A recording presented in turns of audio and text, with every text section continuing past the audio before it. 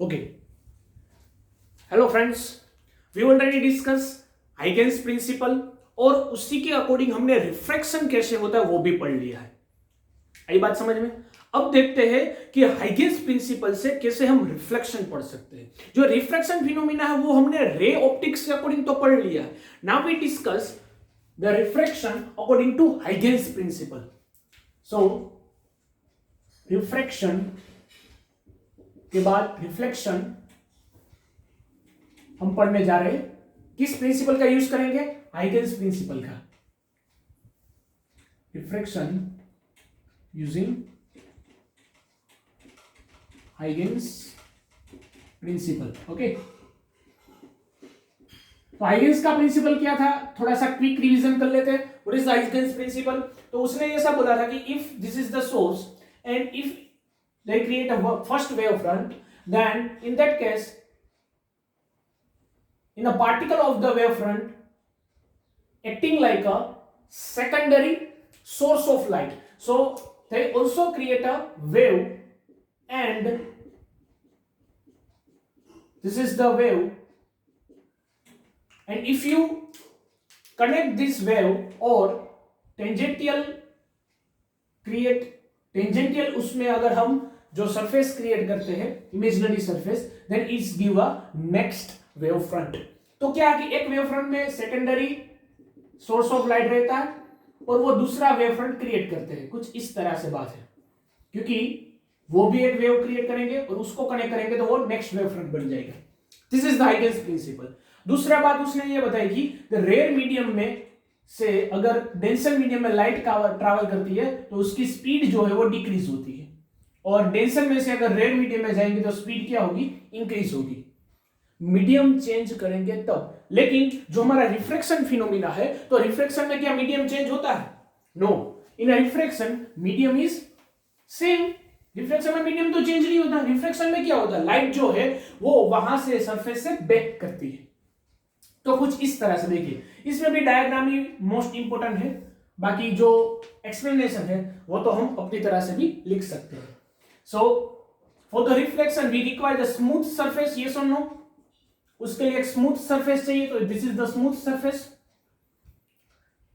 Mirror भी ले सकते हैं या स्मूथ सरफेस। तो रिफ्रैक्शन कैसे होता है देखिए, हमने आगे भी डिस्कस किया था कि वेव का रिफ्रैक्शन स्टडी करने के लिए हम रे लेंगे, क्योंकि रे इज अ परपेंडिकुलर। जो रियल लाइट रे होता है वो परपेंडिकुलर टू द प्लेन रहता है वेव फ्रंट। अगर प्लेन वेव फ्रंट इस कुछ इस तरह से है तो उससे परपेंडिकुलर क्या होगा? रे होगा।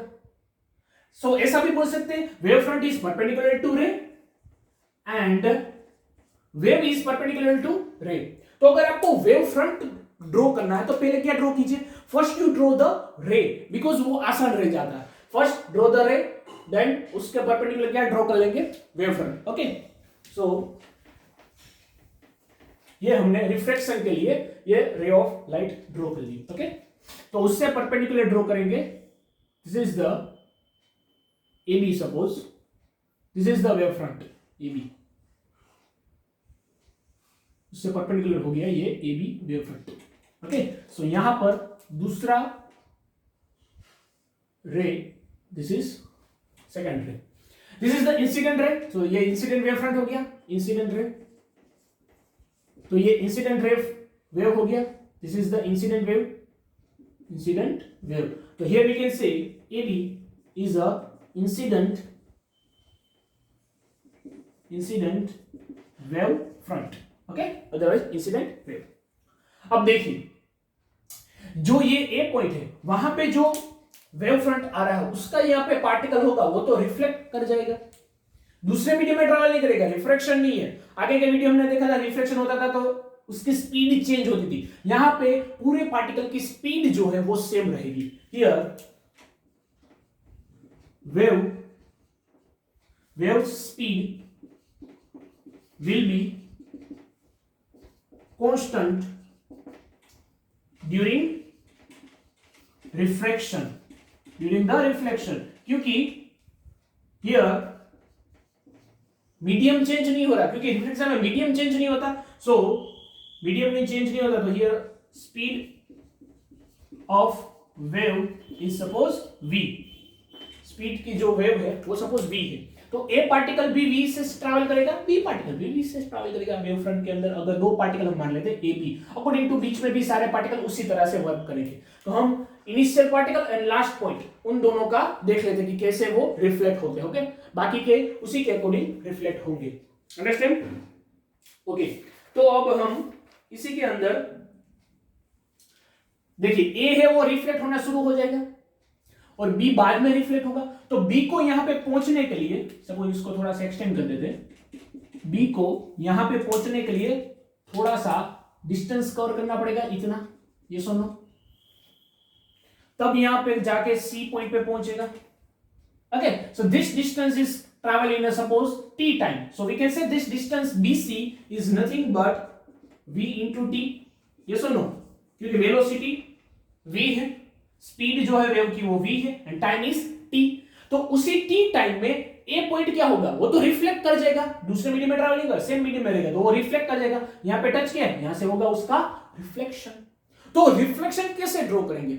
वेरी सिंपल, अभी मैंने बताया। इंसिडेंट कैसे हमने ड्रॉ किया, first we draw the ray and then उसके परपेंडिकुलर क्या ड्रॉ कर लिया, वेव फ्रंट। तो यहां पे परपेंडिकुलर वेव फ्रंट ड्रॉ कर लिया ना, तो कुछ इसी तरह से फर्स्ट हम ड्रॉ कर लेते हैं उसका, देखिए दिस इज द नॉर्मल, ये नॉर्मल है। अब हम ड्रॉ कर लेंगे, क्या ड्रॉ कर लेंगे, reflected ray. Okay, reflected ray के बाद उससे परपेंडिकुलर वेव फ्रंट ड्रॉ कर लेंगे।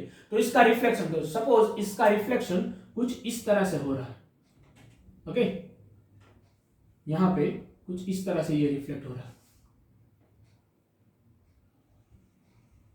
अब आप बात समझ सकते हैं, देखिए ये ए पॉइंट यहां वेव फ्रंट ए से आ रहा है, कुछ इस तरह से वेव फ्रंट कुछ इस तरह से आ रहा था, यहां पे टच हुआ पहले ए पॉइंट, तो ए पॉइंट रिफ्लेक्ट कर जाएगा, तब तक बी पॉइंट टच करेगा और बाद में वो रिफ्लेक्ट होगा। तो उसकी रिफ्लेक्टेड रे कैसे होगी, देखिए प्रैक्टिकली मैं आपको बता देता हूं कैसे होगी वेव फ्रंट, वैसे भी आपको पता चल जाएगा प्रैक्टिकली। देखिए सपोज एक छोटा सा ऑब्जेक्ट ले लेते हैं। ओके, हाँ देखिए, अगर ये पेन है, ओके, सपोज ये वेव फ्रंट है, हम जो हाइगेंस प्रिंसिपल के अकॉर्डिंग रिफ्लेक्शन पढ़ते हैं वो कोई भी वेव फ्रंट ले सकते हैं, लेकिन जो प्लेन वेव फ्रंट है वो थोड़ा सा आसान रहता है समझने के लिए, इसलिए हम यहां पे यूज करते हैं प्लेन वेव फ्रंट और प्लेन वेव यूज करेंगे। सो प्लेन वेव थोड़ा सा आसान रहता है पढ़ने में, समझने के लिए, क्योंकि उसमें रिफ्लेक्शन थोड़ा सा आसान रह जाता है। देखिए यहां से लाइट रेज आ रही है सपोज, तो लाइट जो वेव है वो आ रहा है, तो लाइट वेव आएगा, यहां से रिफ्लेक्ट होना होगा।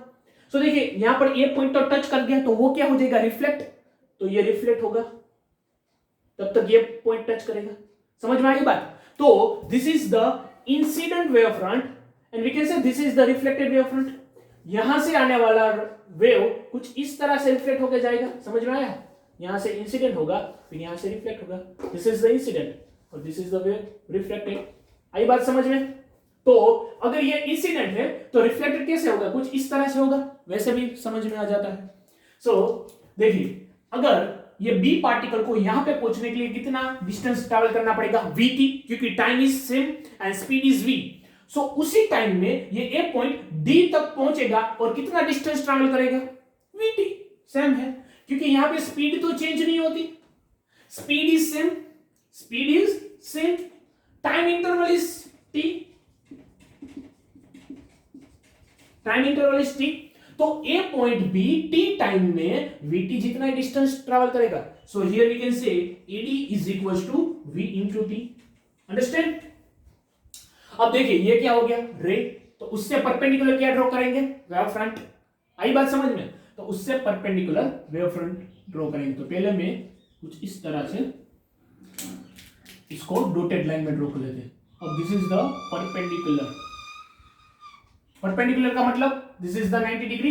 ओके, प्रॉपर आप स्केल से ड्रॉ करेंगे तो परफेक्ट 90 डिग्री हो जाएगा। Okay, this is the 90 degree and here is also 90 degree. ये जो हमारा इंसिडेंट था, दिस इज द इंसिडेंट, ये भी 90 डिग्री पे है। आई बात समझ में? डन।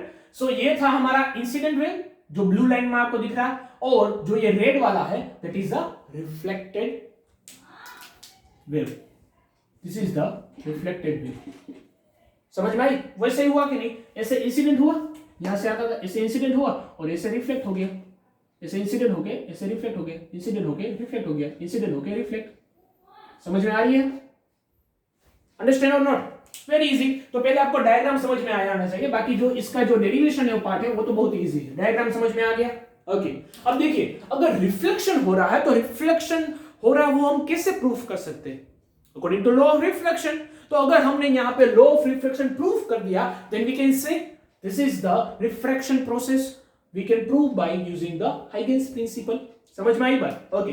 तो रिफ्लेक्शन लॉ प्रूफ कर रहा है, तो रिफ्लेक्शन का रूल क्या है? देखिए 9th चैप्टर में हमने पढ़ा था लॉ ऑफ रिफ्लेक्शन। तो angle of incident and angle of reflected both are same, yes और no? Angle of incident and angle of reflected both are same. And second चीज ही incident ray, reflected ray and the normal should be in a one plane. तो पहले हम angle proof कर लेते हैं, both angle are same और not. वो कैसे प्रूफ करेंगे? देखिए, this is the incident light, तो here we can say this is I angle is incident angle. Okay, if this is the incident angle तो देखिए यहां पे 90 डिग्री है, so this is 90 minus I, yes और no? ये angle कितना होगा? ध्यान से देखिएगा, ये एंगल कितना रहेगा? दिस एंगल इज, अगर आपको दिख नहीं रहा तो थोड़ा सा जूम कर लेते हैं, क्योंकि यहाँ पे जो डायग्राम है वो ही इंपॉर्टेंट है। देखिए, पहले डायग्राम ही हम स्टडी करेंगे। डायग्राम ध्यान से देखिए। ओके, तो ये जो आई है और ये जो है this is the 90 minus I बोल सकते हैं। If this is I, this is 90 minus I. अगर ये 90 माइनस आई है तो ये एंगल कितना रहेगा? This angle is 90 minus 90 minus I. आई बात समझ में? क्योंकि ये टोटल तो 90 था, तो this angle is also I. जो रिफ्रैक्शन में देखा था कुछ इसी तरह से आई हमने यहां पे एंगल लिया, this is the incident angle. Otherwise अगर ये कोई झमेला में नहीं पड़ना है तो एक इजी बात भी है। इजी क्या है? Incident wave created angle with the surface, that is the incident angle. Refraction में हमने देखा था, तो देखिए इंसिडेंट वेव फ्रंट ठीक है नहीं है, ये जो ब्लू लाइन है this is the incident wave created angle with the surface, that is the incident angle. Very simple. आई बात समझ में? अब देखिए रिफ्लेक्टेड कैसा होगा, तो ये रिफ्लेक्टेड वेव है जो रेड आपको दिख रहा है, तो वो सरफेस से जो एंगल क्रिएट करता है that is the R. Very easy. Otherwise आप प्रूफ भी कर सकते हैं, ऐसी कोई बात नहीं है। Okay, if this is the incident then this is the reflected, तो ये हो जाएगा आपका R. This is the 90 minus R, ये एंगल कितना रहेगा? 90 माइनस आर, और ये बन जाएगा आर। प्रूफ भी कर सकते हैं, लेकिन अगर याद नहीं रखना है तो very simple is incident wave front create a angle with the surface, that is the incident angle, and the reflected wave front, ये रिफ्लेक्टेड है, रेड आपको दिख रहा है, वो create a angle with the surface, that is the reflected angle. समझ में आई बात? सो इसका जो डायग्राम है वो केयरफुली ड्रॉ करना है। डायग्राम ही इंपॉर्टेंट है, बाद में आपको प्रूफ करना तो आ जाएगा, प्रूफ करने में कोई दिक्कत वाली बात नहीं है। ओके, सो दोनों ट्राइंगल में हम कुछ इस तरह से लिख सकते हैं। दोनों ट्राइंगल अगर अलग से ड्रॉ करना हो तो this is the first triangle, दिख रहा इंसिडेंट एंगल वाला, ये वाला इंसिडेंट एंगल कुछ इस तरह से ब्लू से ड्रॉ कर लेना, ये ब्लू लाइन वाला।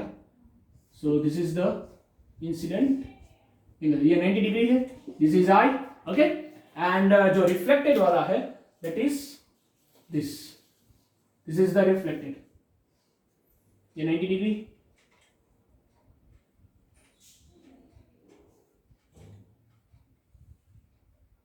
this is the 90 degree, okay, and this angle is R।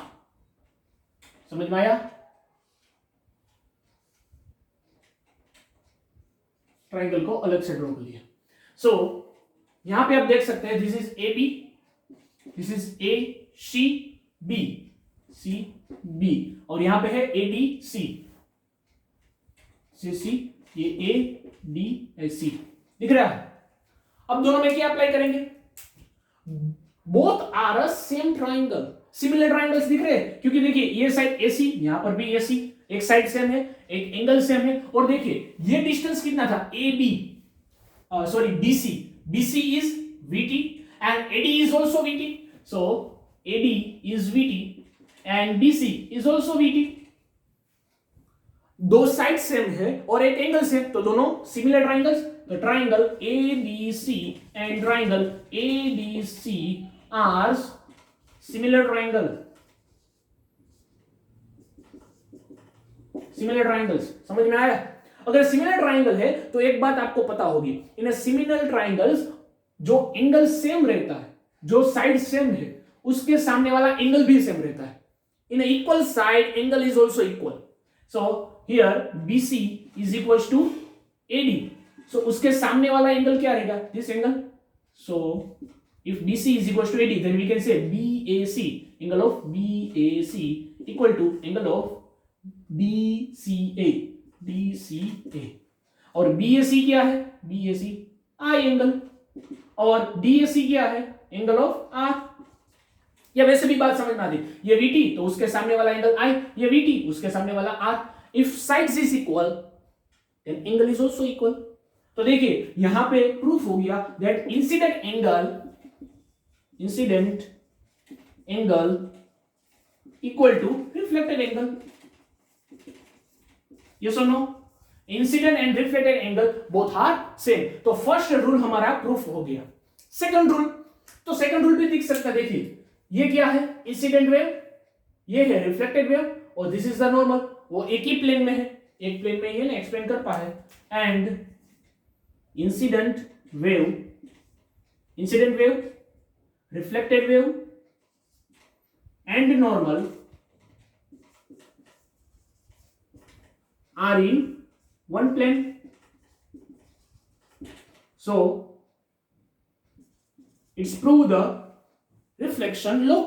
तो रिफ्लेक्शन लॉ प्रूव कर दिया हमने according to using the Huygens principle. Huygens principle का इस्तेमाल करके हमने ये प्रूफ कर दिया। आई बात समझ में? देखिए जो एक्चुअल में जो होता है वो यहां पे हमने एक ट्रिक यूज की है, that incident ray is perpendicular to the wave front. ये चीज का इस्तेमाल करके हमने ये प्रूफ कर दिया। अदरवाइज ऐसे भी कर सकते हैं, एक बार वीडियो को पॉज करके ये सारा लिख लीजिए। ओके, पॉज कर लिया, वीडियो को लिख लिया। ओके, एक दूसरी बात अब बताने जा रहा हूं। एक्चुअल में क्या रहता है, देखिए ये जो वेव है, ये सपोज लाइट वेव, तो लाइट वेव में हमने अभी देखा था, लाइट वेव फ्रंट में छोटे छोटे जो पार्टिकल्स रहते हैं वो क्या क्रिएट करते हैं? वेव फ्रंट क्रिएट करते हैं। सो वही प्रिंसिपल का यहां पे इस्तेमाल होगा। देखिए ये जो छोटे छोटे पार्टिकल्स है वो छोटे छोटे वेव फ्रंट क्रिएट करेंगे। ओके, तो यहां पे ये वेव फ्रंट क्रिएट होगा, उसके बाद ये वेव फ्रंट क्रिएट होगा, इसके बाद ये वेव फ्रंट, छोटा वेव यहां से रिफ्लेक्ट हो जाएगा। तो बड़ा वाला यहां से रिफ्लेक्ट होगा, उसके बाद छोटा वाला, उसके बाद छोटा वाला।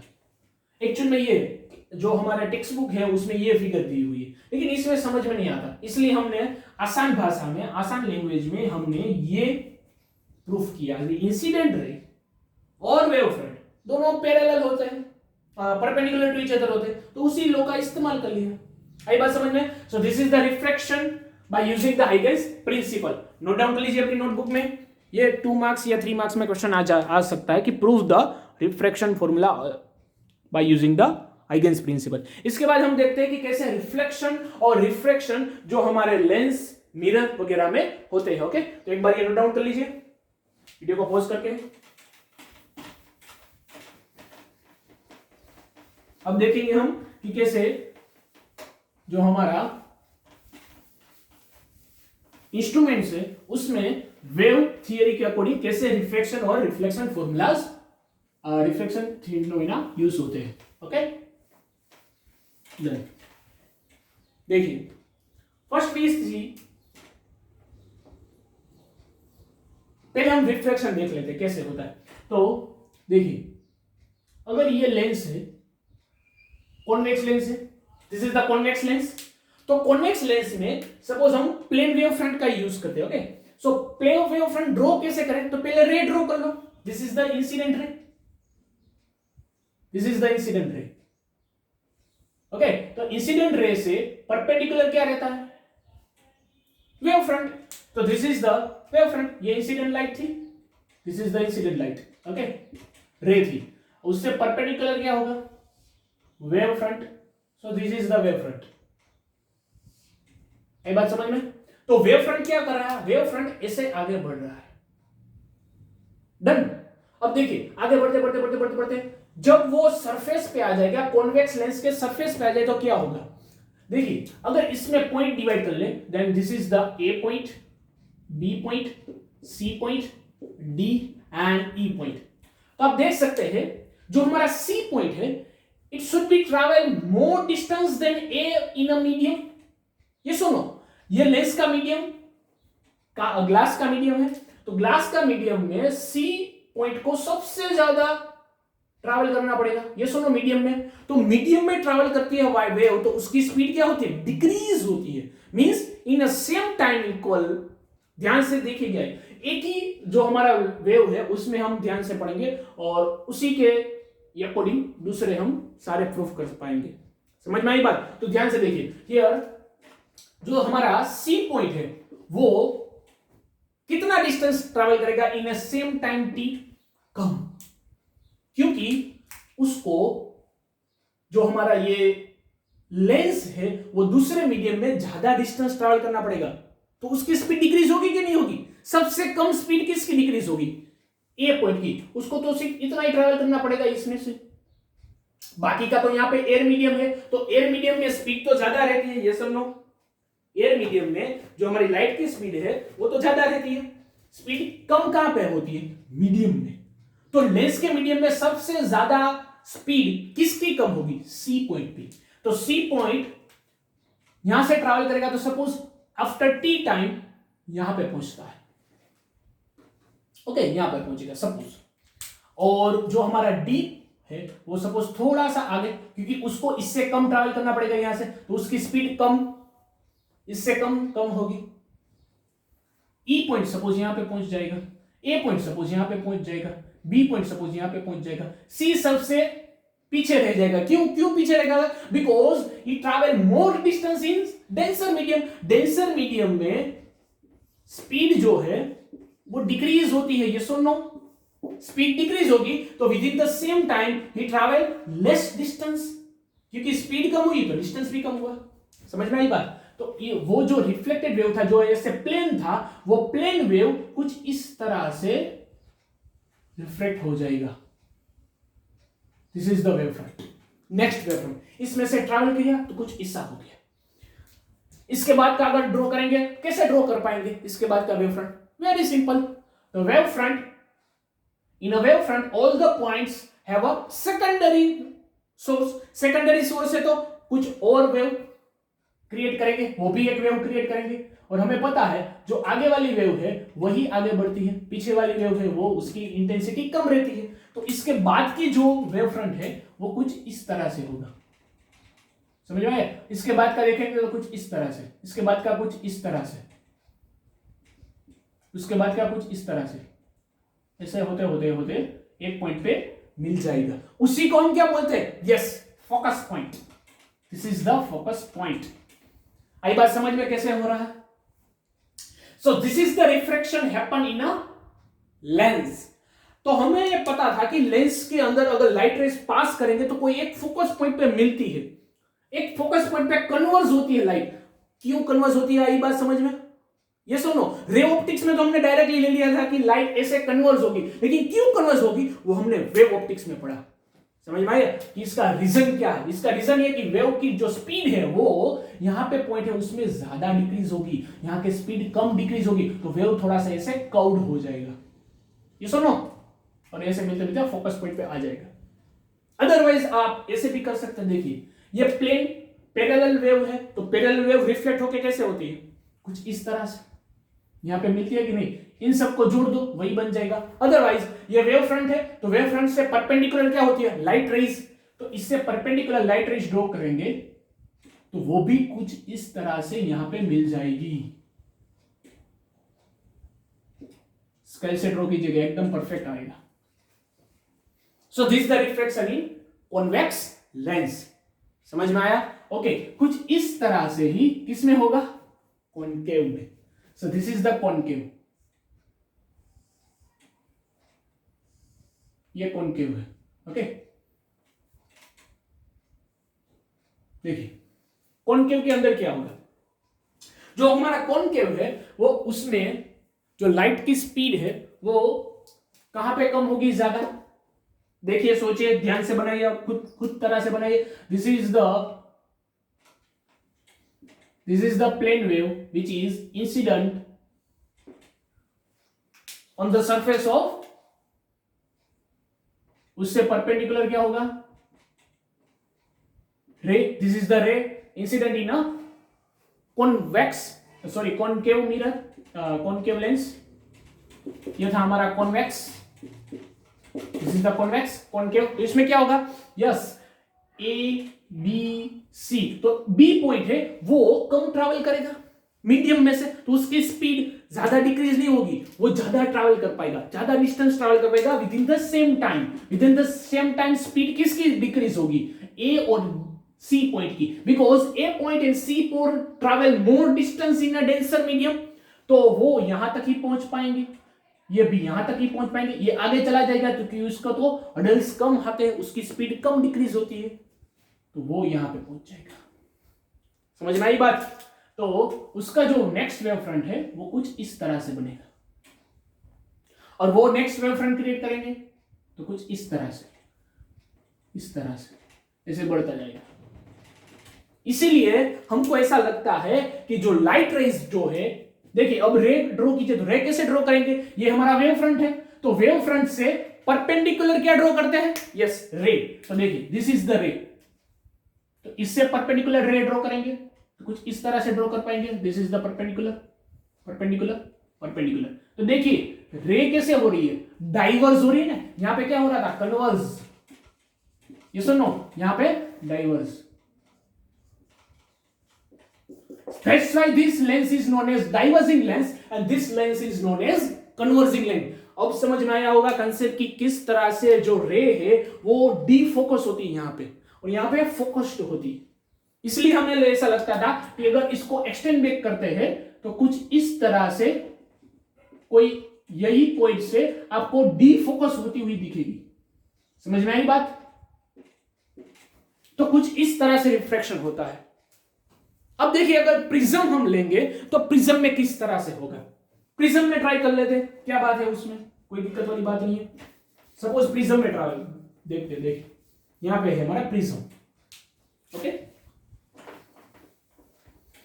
तो ये है प्रिज्म,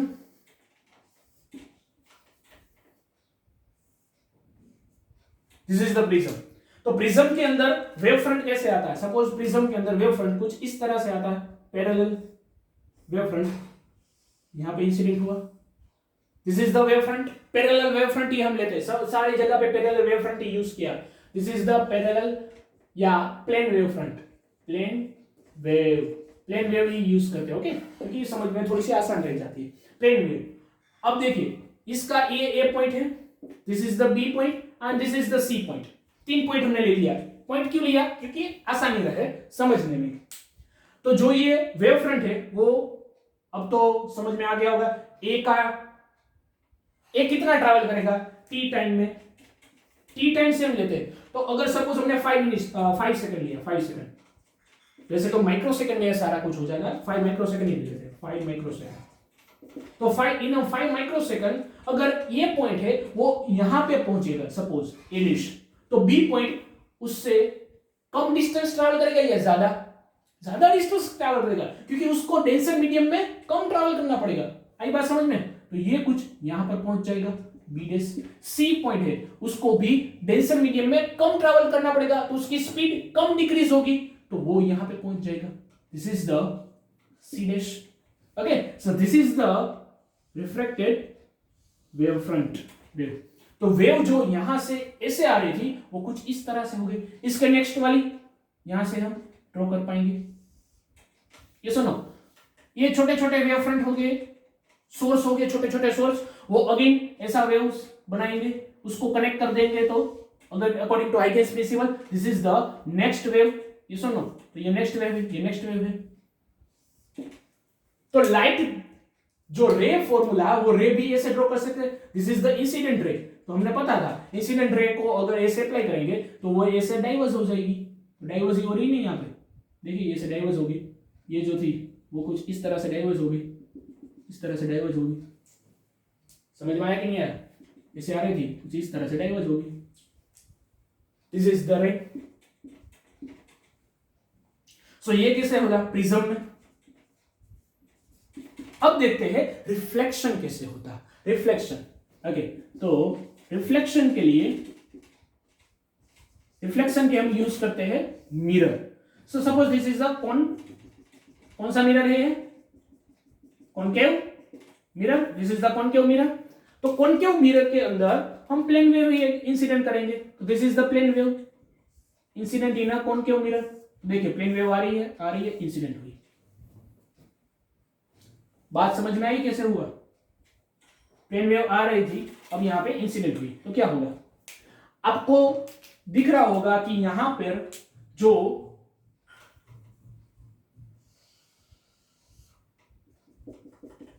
देखिए यहां पर जो ये प्लेन वेव है, प्लेन वेव का जो ये पॉइंट है और ये पॉइंट है, वो सबसे पहले टच हो रहा है, ये सुनो। तो सबसे पहले टच हो रहा है तो उसका रिफ्लेक्शन सबसे पहले होना चाहिए। अगर यहां से पॉइंट की बात करें, ये ए पॉइंट है, this is the B point, suppose this is the C point, this is the D point and E point. So I can say this A point and E point is first touch to the concave mirror. ये सुनो, सबसे पहले ये A point और ई point touch होते, तो reflection भी उसका सबसे पहले ही होगा। तो इसका सबसे पहले रिफ्लेक्शन होगा, सबसे बाद में रिफ्लेक्शन किसका होगा? ये बी पॉइंट, सी पॉइंट और डी पॉइंट का। उसमें से सबसे लास्ट में होगा ये ई पॉइंट का, क्योंकि सी पॉइंट जब यहां टकराएगा तब वापस आएगा ना। आई बात समझ में? ये तो यहां से ही रिफ्लेक्ट होगा, यहां से ही रिफ्लेक्ट होगा, और इसमें स्पीड तो चेंज होती नहीं है, क्योंकि here the speed is constant. If time is constant and speed is constant, then distance traveled by the particle with the equal time is constant. समझ में आया कैसे हो रहा है? तो इसका जो रिफ्लेक्शन है वो कैसे होगा? तो E सबसे पहले रिफ्लेक्ट होगा सेम टाइम में, तो E यहां पे पहुंच जाएगा। E सपोज यहां पे पहुंच गया, A रिफ्लेक्ट हो गया, सपोज यहां पे पहुंच गया A', B रिफ्लेक्ट हो गया, उसके बाद आएगा, थोड़ा सा लेट हो जाएगा, थोड़ा सा लेट, डी थोड़ा सा लेट होगा, सी सबसे ज्यादा लेट होगा, this is the C dash. तो अगर इसको कनेक्ट करेंगे then this is the reflected wave. तो रिफ्लेक्टेड वेव कुछ इस तरह से आएगी, उसके बाद की कुछ इस तरह से, उसके बाद की कुछ इस तरह से, इस तरह से, इस तरह से, इस तरह से, इस तरह से, इस तरह से, इस तरह। इसलिए हमको लगा कि कोई एक पॉइंट पे फोकस्ड होगी। आई बात समझ में? ये सुनो, ये डायग्राम समझ में आ गया कैसे हुआ? अगर रे लेंगे तो भी ऐसे होगा। रे कैसे लेंगे? Perpendicular to the wave. तो देखिए ये हमने वेव, प्लेन वेव लिया था, उससे परपेंडिकुलर, तो this is the perpendicular line. Perpendicular line perpendicular है, इस तरह से इंसिडेंट की, तो रिफ्लेक्ट कैसे होगी? इससे परपेंडिकुलर की नहीं, this is the reflected, this is the reflected.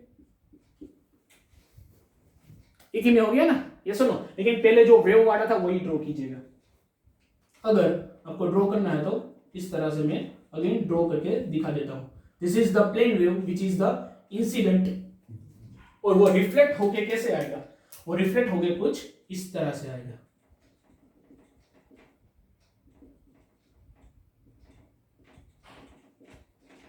This is the reflected, और एक पॉइंट पे, फोकस पॉइंट पे मिल जाएगा। Okay, this is the concave mirror. अब ऐसा ही कॉन्वेक्स मिरर में भी आपको आना चाहिए। कॉन्वेक्स मिरर में कैसा होगा? कॉन्वेक्स मिरर कैसा होता है? कुछ इस तरह से होता है convex mirror. This is the convex mirror. तो कॉन्वेक्स मिरर में जो वेव है वो कैसा रहता है? देखिए, तो ये वेव फ्रंट आया, this is the incident wave front, आया, टच हो गया। इसमें भी सेम थिंग्स लेंगे हम। देखिए सबसे पहले कौन टच होगा? सबसे पहले यहां पर देखिए, तो देखिए अगर यहां पे हम पॉइंट लिखेंगे, A point, this is the B point, this is the C point and this is the D point. तो सबसे पहले सी पॉइंट टच हो रहा है, ये सुनो। तो सी पॉइंट सबसे पहले रिफ्लेक्ट बैक हो जाएगा, सो उसका रिफ्लेक्शन सबसे पहले, सो रिफ्लेक्ट होकर सपोज यहां पे आ गया सी पॉइंट। ए पॉइंट वो तो अब यहां से टाइम तो सेम ही है, तो ये पहले रिफ्लेक्ट होगा, ये तो यहाँ पे जाएगा फिर रिफ्लेक्ट होगा तो पीछे रह जाएगा, तो इसका रिफ्लेक्शन यहाँ पे होगा। ये डी यहाँ पे जाएगा फिर रिफ्लेक्ट होगा तो वो पीछे रह जाएगा, तो उसका रिफ्लेक्शन सपोज यहाँ पे होगा। This is the D point. तो जो वेव बन रही है वो कुछ इस तरह से बनेगी।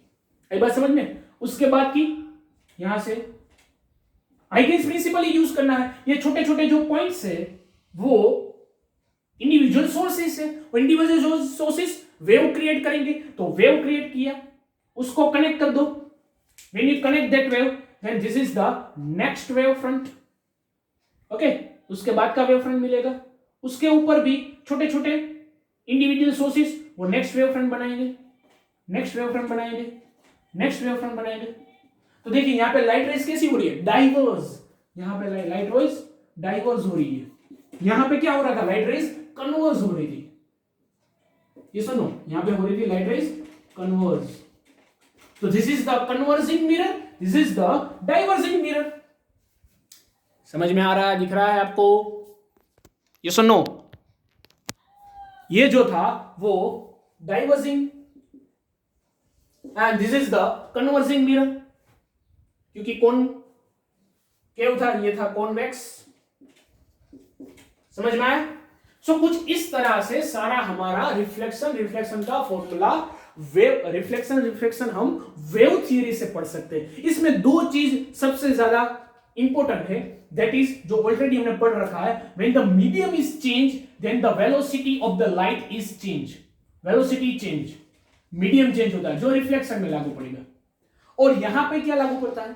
इन दिस केस जो पहले टच होगा वो पहले रिफ्लेक्ट कर जाएगा, बाद में वाला बाद में करेगा, क्योंकि यहां पे स्पीड तो चेंज नहीं होगी, टाइम तो सेम है, तो डिस्टेंस इक्वल ट्रैवल करेंगे, लेकिन जो पहले टच करेगा वो पहले रिफ्लेक्ट होगा, बाद में टच करेगा वो बाद में रिफ्लेक्ट होगा। समझ में आ गया? तो ये जो सारा है वो आप लिख लीजिए। दिस इज द एमसीक्यू वगैरह में ये इंपॉर्टेंट रहता है। ओके, सो ये नोट डाउन कर लीजिए वीडियो को पॉज करके, और नेक्स्ट लेक्चर में हम आगे बढ़ेंगे। इसके बाद का जो टॉपिक है डॉपलर इफेक्ट, या फिर थोड़े न्यूमेरिकल देख लेंगे या डॉपलर इफेक्ट देखेंगे। ओके, सो इतना था, नोट डाउन कर लीजिए वीडियो को पॉज करके। डन।